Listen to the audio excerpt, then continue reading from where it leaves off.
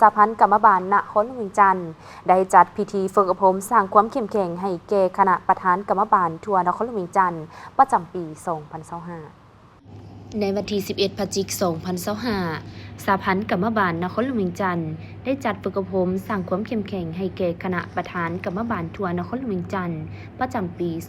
2025 อยู่ที่ห้องว่าการนครหลวงจันทร์โดยการเข้าร่วมของท่านนางสุมาลีธรรมวงศ์ประธานสหพันธ์กรรมบาลนครหลวงจันทร์มีสหพันธ์กรรมบาลเมืองแผนกการรัฐวิสาหกิจธุรกิจเอกชนและภาคส่วนเกี่ยวข้องเข้าร่วมในพิธีท่านนางสุมาลีธรรมวงศ์ได้กล่าวเปิดพิธีว่าการฝึกอบรมครั้งนี้แม้นมีความหมายความสำคัญหลายซึ่งจุดประสงค์ก็เพื่อเป็นการโฆษณาเผยแพร่ผ่านขยายมติกองประชุมใหญ่ผู้แทนส่วนกลางสหพันธ์กรรมบาลลาวทั่วประเทศครั้งที่9กองประชุมใหญ่ครั้งที่9ของผู้แทนสหพันธ์กรรมบาลนครหลวงจันทร์ในการสืบโตจัดตั้งปฏิบัติเวียกงานกรรมบาลให้กับสมาชิกกรรมบาล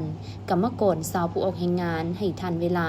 และเพื่อเป็นการสุขยูสร้างความเข้มแข็งให้กับคณะประธานสหพันธ์กรรมบาลเมืองแผนกการองค์การเทียบเท่าหากฐานกรรมบาลให้เข้าใจเวียกงานกรรมบาลอย่างลึกซึ้ง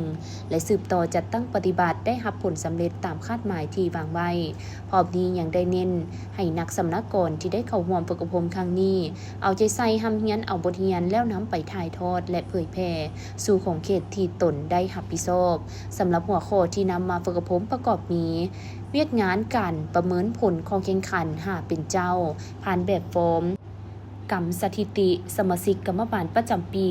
เวียกงานการเงินและกองทุนเวียกงานโฆษณาอบรมเกี่ยวกับเวียกงานป้องกันแรงงานและเผยแพร่กฎหมายเอกสารทางการซึ่งบันฝึกอบรมจะดำเนินไปเป็นเวลา2 วันจึงจะอัดลง